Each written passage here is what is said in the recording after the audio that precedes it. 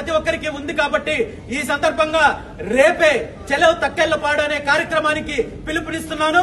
ఖచ్చితంగా అక్కడ పెట్టిన ఏదైతే శ్రీకృష్ణుడికి జరిగిన అవమానం ఏదైతే ఉందో దాన్ని సరిదిద్దే కార్యక్రమము చేస్తామని చెప్పి కూడా ఈ సందర్భంగా ప్రభుత్వానికి తెలియజేస్తున్నాము.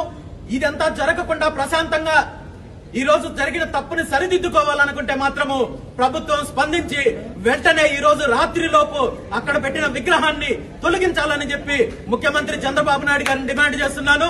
సనాతన ధర్మం గురించి ఆ సనాతన ధర్మం పేరుతో అధికారంలోకి వచ్చిన పవన్ కళ్యాణ్ కూడా దీని మీద స్పందించాల్సిన బాధ్యత ఉందని చెప్పి ఈ సందర్భంగా తెలియజేస్తున్నాను.